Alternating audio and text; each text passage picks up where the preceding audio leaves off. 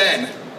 But for the first time ever in Dragon's Den, we're focusing just on digital health and can it actually put patients in control and reduce health inequalities. So I'll just explain a little bit about the format before then we get into actually meeting some of the entrepreneurs for today. Now, many of you might be familiar with this quote, which I'm not too certain whether to attribute to Dr. Richard Fitton, who is with us today, or to Dr. Amir Hannan. But the point is about patients' carers and information are the most underutilised resources the NHS has. So this session's all about, can we actually, through a digitally approach, make better use of of patients, make better use of the digital information and involve carers more in helping people manage their own conditions. Now, in terms of the format, I'd like to firstly introduce you to some of the patient entrepreneurs who will be coming on today. We've got Shahid from the chair of the Renal Patient Support Group, Neil Turner, who is one of the co-founders of Renal Patient View, Malcolm Rigler and Heather Erdley from the Patients Association, and then Nigel Lewis from the One Voice for Accessible ICT Coalition. So they'll all be dealing with different aspects about improving accessibility for patients, users and carers, and making better use of sources of digital health. So what they will be dealing with in their pictures, which will each last 4 minutes, is about where has digital health already helped to put patients in control. So those examples of good practice, reflecting from their own experiences. But also they will be reflecting on what still needs to be done, because there are many areas where digital health has perhaps raised concerns as well as addressing some fears. Then I'd like to introduce the Dragons, and I don't know if any of you warmed to the Dragons on Dragon's Den. Can I have a sign of appreciation for the Dragons? Give me a roar if you are an enthusiast for the style of the Dragons on Dragon's Den. Can I hear a roar? Right, so as we see, the Dragons usually scare the entrepreneurs, but today the Dragons come from a variety of different backgrounds and have a variety of different specialisms. John Coulthard sadly has had to pull out to return to London earlier on today, but we have Dr. Howard Lester, who's a digital accessibility champion and the UK lead for Robo-Braille. Can I hear a roar for Howard? I'm not bothered about a roar for Sam Michael, Director of London Connect. No, it's very, very good. And London Connect's an involvement organisation involving patients and suppliers in making best use of informatics. Then Dr. Richard Fitton, who's a GP and patient access specialist based in the Northwest. Dr. Ira Lakitic-Lubicic, and Ira works again as one of my at the Health and Social Care Information Centre on developing informatics skills and capabilities about how we can make certain the informatics workforce has the skills needed to capitalise on digital health successfully. And then also on the panel we have Nin Pandit, who's the Digital Engagement Commissioner involved in the development of the new Health and Social Care digital platform. So people with a lot of background experience and people with a thought on the future about how we can improve things in the future. And they will be trying to look about what lessons still need to be applied in health and social care organisations to ensure that when it all comes to digital health, we're all in. So, the other Dragons today, you yourselves. So we would like as much participation as possible. So there'll be four-minute pictures, and then after each pitch, there will be some discussion and issues raised by the Dragons and yourselves. So I hope you're really going to enjoy the next 45 minutes. I'd now like to pass over to our first entrepreneur for today, who is Shahid Ahmed from the Renal Patient Support Group. Hi everyone, thanks Bruce for the warm introduction, and Dragons, thank you for having me here. Basically, I'm the Chief of Research for the Renal Patient Support Group, which is a voluntary Facebook platform which was founded in 2009. It initially started in collaboration with the North Bristol NHS Trust to fill gaps for patients who actually didn't know some patients didn't know how to interact with their consultants or the physicians or the healthcare team and myself and other patients, Vicky Gardner, who's the chief admin in the audience, and John Gardner, who's a long-term patient as well, we thought to ourselves, well, we needed to have some sort of platform where patients can actually vent certain concerns and points forward. So basically put this Facebook group platform out together. Initially, we didn't think it would take off, and now it's been running for almost over 4 years, and it has over 2,000 members internationally. We have 10 members for the admin and research team as well, and we basically run it voluntarily on our own, and we've got no formal funding, and we basically help patients engage, basically promote their awareness, and they become empowered. They also have they can post questions on specific topics, concerns that they have, which actually then allow them to raise those points that they find that they would otherwise find quite scary, and then go forward to their health professionals and basically empower them generally. And we have been endorsed by the Renal Patient View team as well.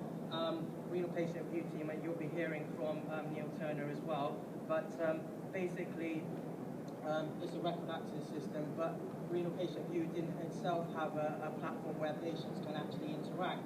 And then, obviously, we also found that where patients could find out about their results, but they didn't actually have a place where they can interact, and hence the Facebook group came forward, became more attractive, more so. We presented at international conferences. We've highlighted more about CKD awareness. I've been representing the group in Parliament as well, highlighting more issues about what can be done to tighten the gaps between primary and secondary care. I've also done more in terms of promoting more about not just renal disease, which is the main purpose of the group, but also about the complications renal disease brings with it. So we actually also allow, obviously there's patients, there's carers, there's relatives, there's siblings who use the group. Everyone's becoming more learned and understanding of what renal disease encompasses.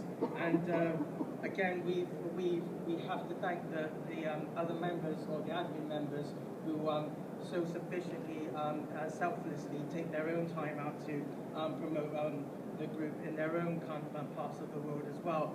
We have a US admin member, we have an Italy admin member, we have an Australian admin member, and we're currently hopefully progressing to look for an admin member for North America and Canada.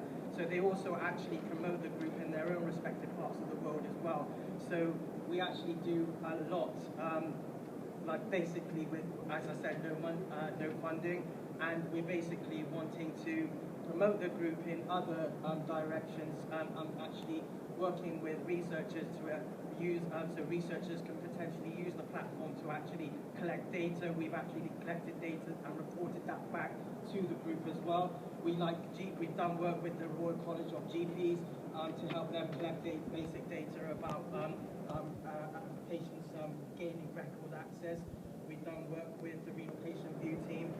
We've actually done more with other data collection organizations as well. So we work with a very robust a lot of people, organizations and individuals, academics and other professionals, to actually see that patients can literally get involved, feed into the group, feed from the group into their projects, and then they feed back.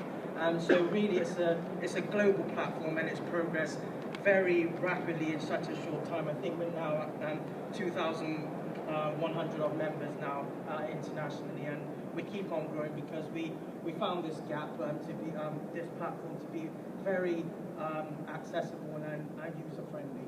Thank you.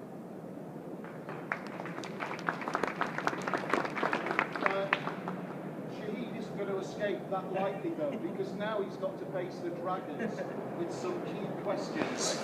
And if I could just put one question on the dragons' behalf now, what do you think you really need from the NHS to make best use of the renal patient support group members?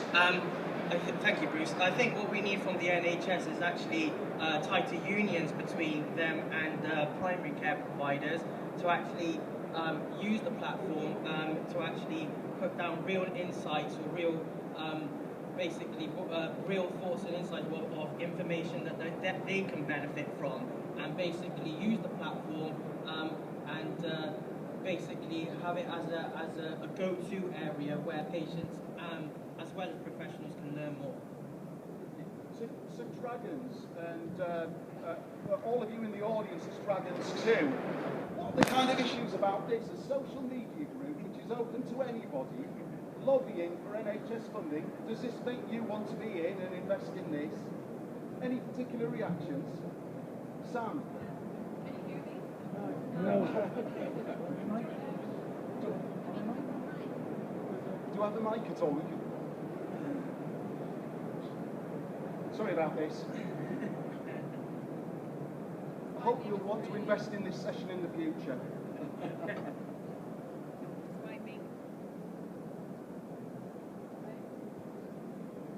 Is that okay now? Yeah. Despite being Australian, I am quite softly spoken.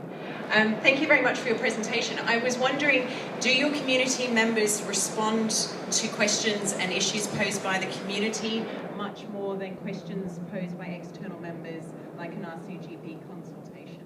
We have, as mentioned, the group is widely used.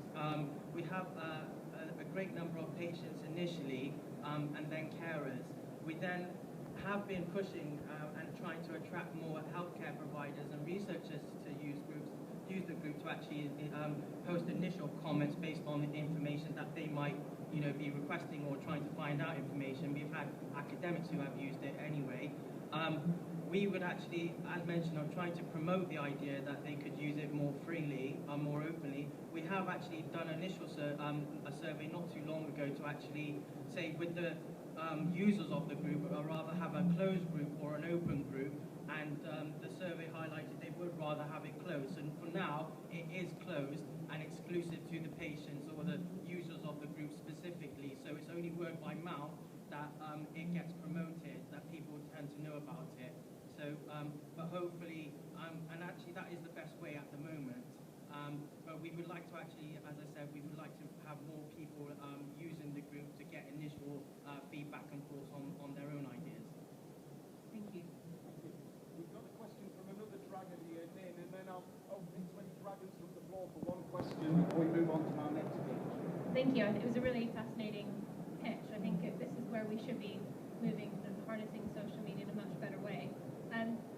My query is related to whether you have clinicians involved in looking at moderation of comments or discussions that are posted, and how you actually entice that, and how you kind of sell that to clinicians. If I was a busy clinician working from 8 a.m. to maybe 9 p.m., how would I fit this into my day, and what value would it bring for me? Well, it's a very good question, good point. Well, social media doesn't just mean Facebook. I mean, we have clinicians, we have researchers who use Twitter quite freely and openly, and they use that for their own work. And what I would say to answer your point is that we would promote it initially to say that we actually have 10 members of the admin team who actually facilitate and moderate the group, moderate posts and actually see what's going on. And if there is something that is discouraging and basically not helpful or discouraging, we basically, a member of the admin team can remove that post and remove the person who put that post if it's particularly harmful. And in also emphasising your point, I would pitch it that basically if we wanted more people to get involved and collect data, for example, we would say exactly the same thing. We would say that we are moderating it 24/7. They can put up initial survey and it would all be anonymized data as well, so no one would be identifiable. That's great. Thank you so much, Shane. Just have again a round of applause because I want to invest in this. Thank you. Now with that, just some other slight reflections while we're getting ready for our next entrepreneur to make the pitch. What Shade also does is some evening Skype education sessions for members of the group and involving other partners in it, which work absolutely excellently, and you get a really broad view from it. So we move on to the next. Oh, Shahid will be available at the end of the session if you want to talk in any more detail. And we have a handout with contacts and details for you as well to give out at the end. The next session that we move on to is trying to look at the work which is being done with renal patient view.